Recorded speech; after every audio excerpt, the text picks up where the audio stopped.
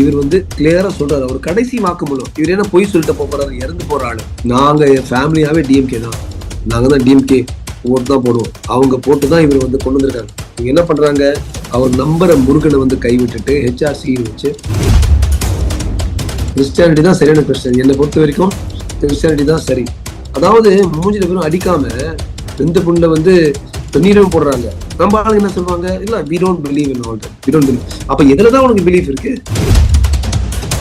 தண்ணி அடிச்சு சேர்ந்து போனா 10 லட்சம் நிச்சயமா கொடுத்துருவாங்க. ஆக்சிடென்ட்ல 2 லட்சம் தான், தண்ணி அடிச்சா 10 லட்சம் நம்ம ஊர்ல. அது மட்டும் ஏன்னா அந்த தண்ணி அடிக்க பாட்டை மட்டும் நல்லா பாதுகாப்போட வச்சிருப்பாங்க. ஆனா ஒரு கொள்கைக்காக ஒருத்தர் இறந்தா அவருக்கு ஒண்ணுமே இல்லை. எப்ப இதெல்லாம் மாறப்போகுதுன்னு தெரியல சரத். ஆனா அந்த மாற்றம் வரணும்.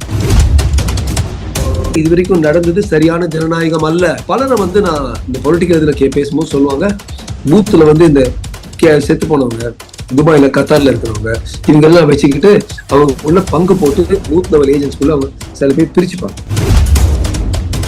நிறைய வந்து எந்த ஆளுங்க அடிச்சுட்டாங்க, அவருக்கு கள்ள ஓட்டு இருந்துச்சு, என்ன நடந்ததுன்னு தெரியல. ஏன்னா அவருடைய முதல் பார்லிமெண்ட் எலெக்ஷன் ஒரு கோல்மால் என்னமோ ஒண்ணு நடந்திருக்குன்னு அவருக்கு தெரியுது. ஆனா எந்த அளவுக்கு அந்த தில்லுமுள்ள நடந்து அவரால் குறிக்க முடியல. ஆனா நிச்சயமா திருப்பி சொல்லிட்டு இருந்தாரு, இப்படி பண்ணிட்டாங்கன்னு.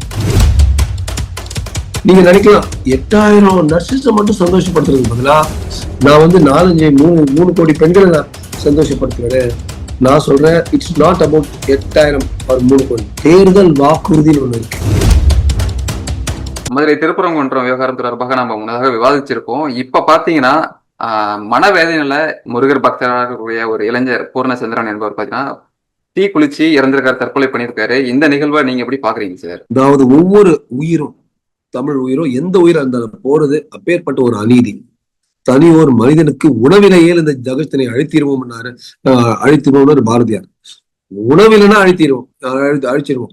இவர் வந்து இறந்து போற அது கருகி ஒரு போலீஸ் பூத் உள்ள போய் பயங்கரம் அந்த ஹோல் திங், அந்த வீடியோவும் அவர் சொன்னதை கேட்டும் ரொம்ப எனக்கு கஷ்டமா இருந்துச்சு. இதுல இருந்து ஒரு 2 பாடங்கள்.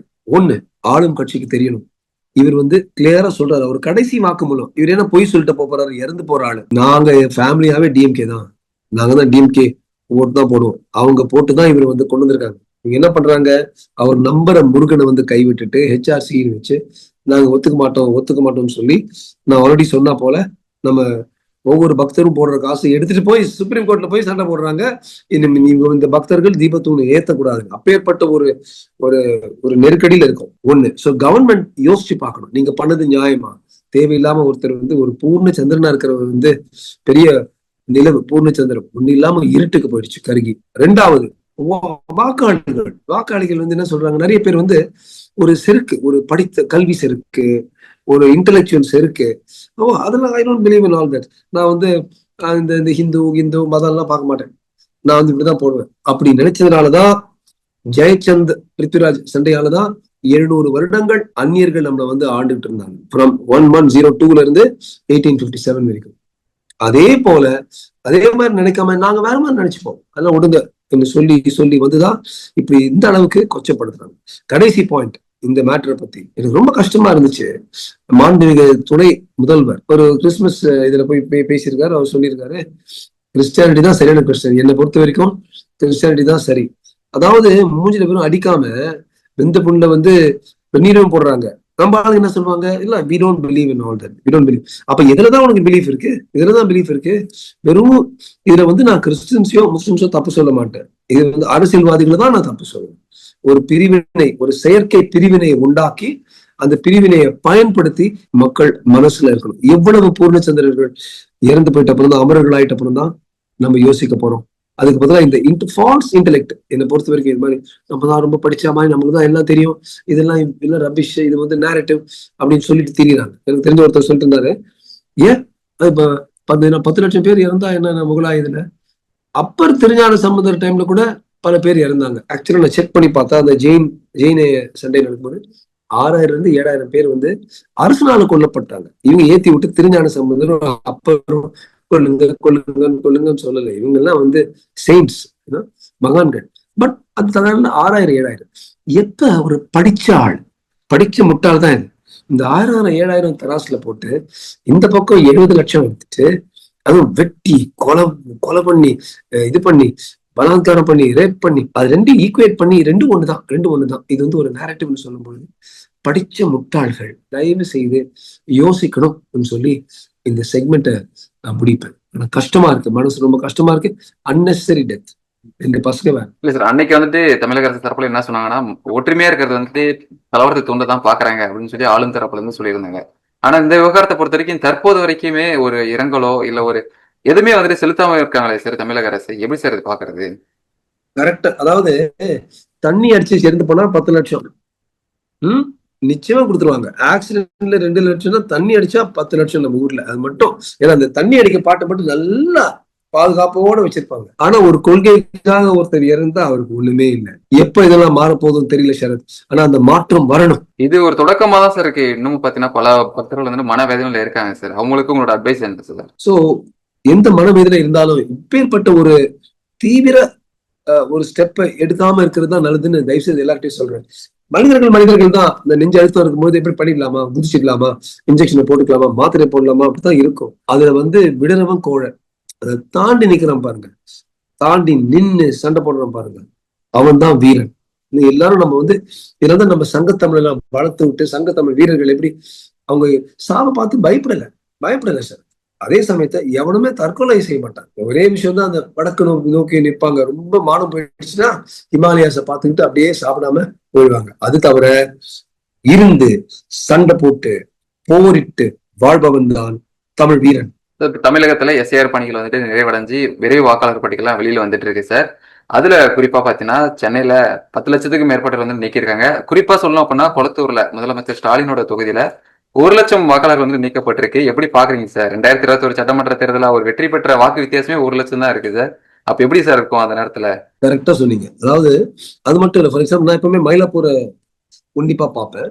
மயிலாப்பூர்ல கடந்த ஒரு 15-20 வருஷமாவே 5 வருஷத்துக்கு பாத்தீங்கன்னா வின்னிங் கேண்டிடேட் ஜெயிக்கிறவங்க 70,000 65,000 அப்படி இருப்பாங்க. ஆனா இந்த கள்ள ஓட்டுகள், இன்வேலிட் ஓட்ஸ், எஸ்ஐஆரால ரிமூவ் செய்யப்பட்ட வாக்குகள் பார்த்தா ஏறக்குறைய 1 லட்சம் 90,000. அப்ப நீங்க நினைச்சு பாருங்க, இதுதான் ஜனநாயகமா? 60,000 எடுத்து ஒருத்தன் வின் பண்றான். ஆனா அதுல வந்து கள்ள ஓட்டே 90,000. கொளத்தூர்ல வந்து 1 லட்சம் கேப்ல வின் பண்றாரு. அட்லீஸ்ட் அவர் கேப்ல வின் பண்ணாரு. நீங்க மயிலாப்பூர் எல்லாம் பார்த்தா கேப் இல்ல, 60,000 ஓட்டு தான் எடுத்தாங்க. சோ டெஃபினட்டா இது வரைக்கும் நடந்தது சரியான ஜனநாயகம் அல்ல. பலரை வந்து நான் இந்த பொலிட்டிக்கல் இதுல பேசும்போது சொல்லுவாங்க, பூத்துல வந்து இந்த செத்து போனவங்க, துபாயில கத்தார்ல இருக்கிறவங்க, இவங்க எல்லாம் வச்சுக்கிட்டு அவங்க உள்ள பங்கு போட்டு பூத் லெவல் ஏஜென்ட்ஸ்குள்ள அவங்க சில பேர் பிரிச்சுப்பாங்க. அது ஜனநாயகம் இல்லையே. அதனால இந்த முறை இன்னும் ஒரு ஜனநாயக ரீதியில இந்த தேர்தல், வருகின்ற தேர்தல் நடைபெறுங்கிறது என்னுடைய வேட்கை மட்டும் இல்ல, அப்படிதான் இருக்கும் நான் எதிர்பார்ப்பேன். ஆனா மக்கள் கிட்ட சொல்லுவேன், ஒரு பெரிய வித்தியாசம் என்ன செய்யணும்னா பீகார் காட்டின மாதிரி அந்த பர்சன்டேஜ் டேர்ன் அவுட் நம்ம 50%, 60%, 62% நம்ம பட்டிமன்றம் பார்ப்போம். இன்னைக்கு சரவணபவன் போவோம், எங்கேயாவது சும்மா பாண்டிச்சேரி போயிட்டோம். அப்படி இல்லாம ரொம்ப முக்கியமான நாள் இதை பொறுத்த வரைக்கும் 5 வருடங்களுக்கு பாலிசிஸ், கருத்துகள் என்ன எல்லாமே நம்ம வந்து ஒரு ஒரு மாநிலத்தோட திசையே, அவங்க வந்து பயணிக்க போற திசையை நம்ம மக்கள் தயவு செய்து இட்ஸ் சச் அன் இம்பார்ட்டன்ட் டே. எல்லாருக்கும் வந்து அந்த கருப்பு மை இருக்கணும். எல்லாரும் வந்து ஓட் பண்ணணும், வெயிலோ மழையோ. அப்படி பண்ணோம்னா சரத் பெரிய மாற்றத்தை உருவாக்கலாம். இது வரைக்கும் நம்ம யார் ஆக்சுவலா வின்னர் நமக்கு தெரியாது, எல்லாமே ஃப்ராடு. இனிமேல சரியான எண்களோட நடக்கிறது தான் சரி. அதே போல சில பேர் சொல்லுவாங்க, இது வந்து மத்திய அரசு தூக்கிட்டு போறாங்க. யார் பண்றது? நம்ம local panchayat officer, local DRO, local collector, local village administrative officer, நம்ம ஆட்கள் தானே பண்றது. நம்ம லோக்கல் மாநில ஆட்கள் தானே பண்றது. அப்புறம் சொல்லுவாங்க இவங்க எல்லாரும் அமித்ஷாவோட சேர்ந்துட்டு இருக்காங்க. இதெல்லாம் நொண்டி சாக்குகள். நம்ம ஆட்களால ஒரு சிஸ்டம் வந்து இயக்கப்பட்டு, நான் ஒரு சொல்ல ஒரு கிரிட்ன்னு இருக்கு. எஸ்ஆர்ல என்ன பண்ணாங்க, எலெக்ஷன் ஆஃபீஸர்ஸ்ல பேசிட்டு இருந்தேன், கிரிட் மாதிரி இருக்கு, ஹாரிசான்டலா வெர்டிகலா செக் பண்ணிட்டே இருப்பாங்க. சோ நம்ம வந்து ஒருத்தர் இறந்து போயிட்டாங்க, ஆதார் கார்டு அப்பப்போ கான்ஸ்டன்ட்லி செக்கிங், அந்த ஆதார் கார்டு இருக்குதா, பேன் இருக்கா, ப்ரூஃப் இருக்கா. அது மாதிரி செய்யும் பொழுது ரேண்டம் செக் பண்ணக்கூடாது, ஒவ்வொருத்தருக்கும் வேலை போயிடும், மானம் போயிடும் பயந்து. ஒருவேளை அவங்களுக்கு வந்து அரசியல் ரீதியில அவங்க சார்பியம் வேற மாதிரி இருந்தால் கூட சரியா இயங்கி இருக்காங்க. அதாவது இந்த முறை நாம் பார்க்க போறது பக்காவான ஜனநாயகம். மக்கள் மட்டும் 80-85% மேல வாக்களிச்சாங்கன்னா ரொம்ப இதுதான் உண்மையான ஜனநாயகம். யார் இந்த வாட்டி ஜெயிக்கிறாங்களோ அவங்கதான் மக்களால் ஒழுங்காக நேர்த்தியாக தேர்ந்தெடுக்கப்பட்ட தலைவர்கள்னு அடிச்சு சொல்லலாம். இதே போல தமிழகத்துல கோயம்புத்தூர்ல தான் சார் 6.5 லட்சம் பேர் வந்துட்டு வாக்காளர் நீக்கப்பட்டிருக்காங்க. 2வது இடத்துல கோயம்புத்தூர் இருக்கு. அங்க அண்ணாமலைகள் பார்லிமெண்ட் எலெக்ஷன்ல போட்டியிடும் போதே வந்துட்டு ஒரு குற்றச்சாட்டு வச்சாங்க. அது இப்போ நிரூபணம் ஆயிருக்கு தானே சார்? கரெக்ட். அவர் சொன்னாரு, நிறைய இது ஆளு அடிச்சுட்டாங்க, அவருக்கு கள்ள ஓட்டு இருந்துச்சு, என்ன நடந்ததுன்னு தெரியல. ஏன்னா அவருடைய முதல் பார்லிமெண்ட் எலெக்ஷன். சோ ஒரு கோல்மால் என்னமோ ஒண்ணு நடந்திருக்குன்னு அவருக்கு தெரியுது. ஆனா எந்த அளவுக்கு அந்த தில்லுமுள்ளு நடந்து அவரால் குறிக்க முடியல. ஆனா நிச்சயமா திருப்பி சொல்லிட்டு இருந்தாரு, இப்படி பண்ணிட்டாங்கன்னு. அவர் சொன்னது சரிதான். அவர் யூகிச்சதும் நிரூபிக்கிற அளவுக்கு இந்த எஸ்ஐஆருடைய ரோல்ஸோடைய புது எண்கள் அது சரி பார்த்தது. இப்ப தமிழகத்துல தொடர்ச்சியாக பாத்தீங்கன்னா இந்த அனைத்து துறையில இருக்கக்கூடிய அதிகாரிகள் எல்லாருமே சாலையில வந்துட்டு தங்களுக்கான வாக்குறுதியை நிறைவேற்ற முடியல அப்படின்னு சொல்லிட்டு பாத்தீங்கன்னா போராட்டத்தில் ஈடுபட்டு இருக்காங்க. அவங்களை கைது செய்யும் நடவடிக்கையில தான் இருக்கே தவிர தமிழக அரசு அதற்கான பேச்சுவார்த்தையில் ஈடுபடுறது சார். என்ன சார் காரணம்? அது ஒரே ஒண்ணுதான், பணம். ஏறக்குறைய 8000 செவிலியர்களுக்கு அவங்களுடைய அந்த பெர்மனன்ட் நிரந்தர பொசிஷன் ஒதுக்கீடு பண்ணீங்கன்னா மாசத்துக்கு இப்ப 18,000 இருந்து 20,000 தான் கொடுத்துட்டு இருக்கோம். அது நம்ம பெர்மனன்ட் நிரந்தரமாக்குனா 50,000 60,000 போகும். சோ ஏறக்குறைய 30,000 இருந்து 40,000 ரூபாய் ஒவ்வொரு செவிலியருக்கும் அதிகமாகும். 8,000 செவிலியர்கள் போட்டீங்கன்னா ஏறக்குறைய 320 கோடி ஆகும் நம்ம இந்த செவிலியர்களை பெர்மனன்ட் ஆனதுக்கு. ஆனா இது அவங்களுடைய ஒரு தேர்தல் வாக்குறுதியா இருந்துச்சு. நீங்க அதுக்கு பதிலா இப்படி எடுத்துருவாங்க, பெண்கள் எல்லாருக்கும் நாங்க 3,000 ரூபாய் கொடுக்குறோம். அது 7,5 கோடி மக்கள்ல 50% பெண்களா இருந்தா அதுவே 3,000 4,000 கோடிக்கு போகும். சோ நான் என்ன சொல்றேன், சிம்பிள் டிஸ்ட்ரிபியூஷன் ஆஃப் ரிசோர்சஸ். நீங்க சும்மா ஓட்டு அவங்க வாக்காளர்களை கொஞ்சம் சந்தோஷப்படுத்துறதுக்காக 3,000 4,000 5,000 கோடி செலவழிக்கிறதுக்கு பதிலாக உங்களோட ராப்பகலா வேலை செஞ்சு பேஷண்ட்ஸ் நோயாளிகளை காப்பாத்துற செவிலியர்களுக்கு நீங்க 5 வருடங்களுக்கு முன்னாலே கொடுத்த வாக்குறுதியை காப்பாத்துறது தானே சரி. அல்லது அந்த 3,000 ரூபாய் கொஞ்சம் சரத்துகள் கொண்டு வாங்க. நான் பேசுறதே சரத்குமார் கிட்ட தான். சரத்துக்கள் கொண்டு சரி இந்த 50 வயசுக்கு மேல இருக்கவங்களுக்கு கொடுக்குறோம் அப்படி சொன்னா அங்க ஒரு 500 கோடியோ 700 கோடியோ கொஞ்சம் சேமிக்கலாம். அந்த 500 700 கோடி கொண்டு இங்க செவிலியர்களுக்கு எப்படி இந்த ஸ்பெஷல் இன்டென்சிவிஸ்ட் ரோலுக்கு பண்ணாங்களோ சரியான கணிப்போட எந்தெந்த நர்ஸ் இது வரைக்கும் இருந்திருக்கு இந்த சரத்துக்கள் நாம் பார்த்து கரெக்டா கொடுத்தோம்னா நீங்க நினைக்கலாம் 8,000 நர்சஸ் மட்டும் சந்தோஷப்படுத்துறதுக்கு பதிலா நான் 3 கோடி பெண்களை நான் சந்தோஷப்படுத்துவேன். நான் சொல்றேன், இட்ஸ் நாட் அபவுட் 8,000 ஒரு 3 கோடி. தேர்தல் வாக்குறுதின்னு ஒண்ணு இருக்கு. இது வரைக்கும் அவர் சொல்லல. முந்தநேத்து வரைக்கும் விஜய் சொல்லல. இதுல ஈரோடுல அடுத்த முறை அவர் எடுத்து போட்டு பண்ணுவார். அது திருப்பி வைரலா போகும். அது பல கோடி மக்களுக்கு போகும். சோ அவங்களுக்கு பாதுகாப்புக்கே ஆளுங்கட்சிக்கு சொல்றேன், ஒரு வாக்குறுதி கொடுத்துட்டீங்க, தயவு செய்து அது பண்ணுங்க. இது யாருக்கு?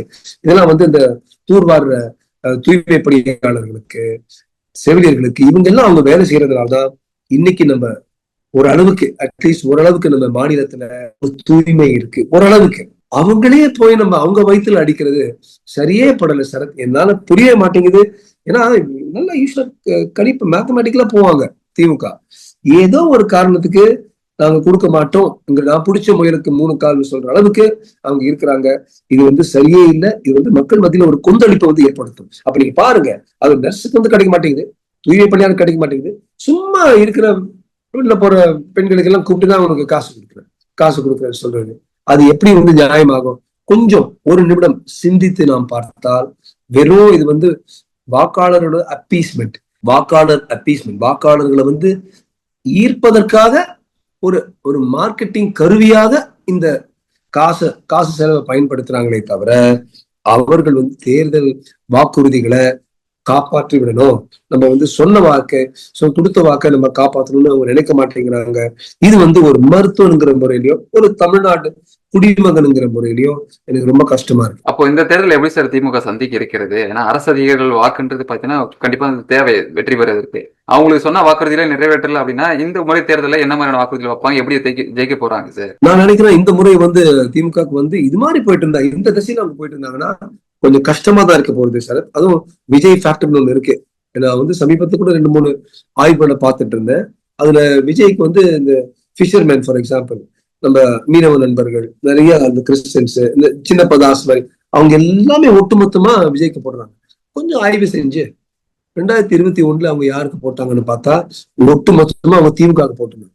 சோ திமுக போடுறவங்க அப்படியே ஒட்டு மொத்தமா இந்த பக்கம் வந்து விஜய்க்கு போடும்போது திமுகவோட அணிகள்ல வந்து பெருசா நலிவடைஞ்சிடும். சோ அது ஒண்ணு. ரெண்டாவது, இது மாதிரி இந்த ஸ்தாபன எதிர்ப்புங்கிறது ஒவ்வொரு முறையும் கொஞ்சம் ஜாஸ்தியா இருக்கும் திமுக. அதிமுகவோட திமுக மட்டும் ஒரே குடும்பமே தூக்கிடுச்சுடா, அவங்க மட்டும் தூக்கிறாங்கிறாங்கிற ஒரு ஒரு ஒரு வெறுப்பு மக்கள் மத்தியில இருக்கும். இந்த ஸ்தாபன எதிர்ப்பும் இந்த பல கோணங்கள் வருதும். பிளஸ் இந்த வாட்டி பாஜக அதிமுக சேர்ந்து போனாங்கன்னா இந்த முறை இந்த மெஜாரிட்டி பெரும்பான்மையாளர்களுக்குள்ள ஒரு உணர்வு வந்துருச்சுன்னா நம்ம ஓட் தான் பண்ணி ஆகணும். ஏன்னா சிறுபான்மையர்கள் வந்து பாருங்க ஒட்டு மொத்தமா அவங்க ஒரு பக்கம் போறாங்க, அதனாலயே இந்த பக்கம் பெரும்பான்மையர் பண்ணுவாங்க. அதுக்கு வந்து யாராவது கேட்டாங்கன்னா அதுக்கு ஒரு ஒரு சைக்கலாஜிக்கல் இது இருக்கு, ஒரு பேர் இருக்கு. அந்த அது எங்க நாங்க பார்த்தோம்னா கன்னியாகுமரி நாகர்கோவில், அங்கதான் தமிழ்நாடுலயே ரொம்ப அதிகமா சிறுபான்மையர்கள் இருக்காங்க. ஆனா அந்த பக்கம் ஒவ்வொரு வாட்டியும் ஜெயிக்கிறது பெரும்பான்மையரும் பாஜக தான் அங்க ஜெயிப்பாங்க. பொன்னா இருந்தது ஜெயிச்சாரு, விளவங்கோடுல வந்து விஜயதாரணி அக்கா ஜெயிச்சாரு. இது எல்லாமே அந்த பக்கம். ஏன் எங்க சிறுபான்மையர்கள் வந்து கொஞ்சம் ஜாஸ்தி ஆயிடுறாங்களோ அப்ப மட்டும்தான் கொஞ்சம் பயமாகி பெரும்பான்மையர்கள் வந்து ஒரு ஒரு கூட்டமா சேர்ந்து ஒட்டுமொத்தமா ஒருமித்த வாக்களிப்பு நடக்கும். அது மாதிரி திருப்பரங்குன்றம் இந்த கிறிஸ்துமஸ்க்கு வந்து நாங்க கிறிஸ்டின்ஸோட தான் இருப்போம், ரொம்ப பீஸ்ஃபுல் ரிலிஜன் மாதிரி சொன்னது absolutely correct. Spain and Portugal மட்டும் இந்த ரெண்டு கண்ட்ரிஸும் ஏறக்குறைய 3 கோடி மக்களை கொண்டிருக்காங்க. இந்த வெனசுவேலா, பிரேசில், அது என்டையர் கொலம்பியா, ஈக்குவடார், சிலி, அது சவுத் அமெரிக்கன் கம்ப்ளீட் அந்த நாடுகளை அத்தனையும் அங்க இருந்த இந்த காடுவாழ் மக்கள் இருந்தாங்க. ஒட்டு மொத்தமா எல்லாரையும் கொண்டு அவங்க டேக் ஓவர் பண்ணாங்க. இந்த பக்கம் பாத்தீங்கன்னா குரூசேட்ஸ் சொல்லுவாங்க. 1200 1300 அந்த 100 வருடங்கள் 1200 to 1300 அவ்வளவு கில்லிங் நடந்துச்சு கிறிஸ்டியன்ஸ்க்கும் முஸ்லிம்ஸ் ரெண்டு பேரும் நடுவுல. அந்த அளவு எடுத்தீங்கன்னா வேற எந்த ஒரு ரிலிஜனும் இந்த ரெண்டு ரிலிஜன்ஸ் அடிச்சுக்கிட்டு மாத்தி அடிச்சுக்கிட்டு கொண்ட மாதிரி பிரான்ஸ், ஜெர்மனி, இங்கிலாந்து எல்லாம் இன்வால்வ். அதை வச்சு அந்த அந்த அளவு கூட ஒரு பொலிட்டிக்கல் ஹிஸ்டரியோ அல்லது வரலாறு தெரியாம ரொம்ப பீஸ்ஃபுல் ரிலிஜன்னா இதான் வித் பிராக்டிஸ் தான் பெஸ்ட். நான் சொல்றது கொஞ்சம் வேடிக்கைக்கு இடமா இருக்கிறது சரத். கடைசி பாயிண்ட், ஒரு முறையாவது சரி இவ்வளவு பெரும்பான்மை வாக்காளர்கள் இருக்காங்க, இந்த பெரும்பான்மை வாக்காளர்களை சந்தோஷப்படுத்துறதுக்காக கடைசி தீபாவளி வருது, உங்க அடுத்த எலெக்ஷனுக்கு முன்னாடி ஒரு தீபாவளி இருந்தீங்கன்னா செலிப்ரேட் பண்றீங்க, ஹாப்பி தீபாவளி. அது வந்து ஒரு ஆரிய வருத்தம், நாங்க வந்து தீபாவளிக்கு எனக்கு சம்மந்தம் இல்லைன்னு சொல்லி தேவையில்லாம பெரும்பான்மையை வந்து புண்படுத்துறது வந்து இது ஒரு உச்சக்கட்ட லெவல்ல போயிருக்கு. நான் நினைக்கிறேன் இந்த முறை அதற்கு வந்து தீர்ப்பு வந்து மக்களோட மனசுல இருந்தும் மக்களோட விரல்ல இருந்து வரும்னு நான் நினைக்கிறேன்.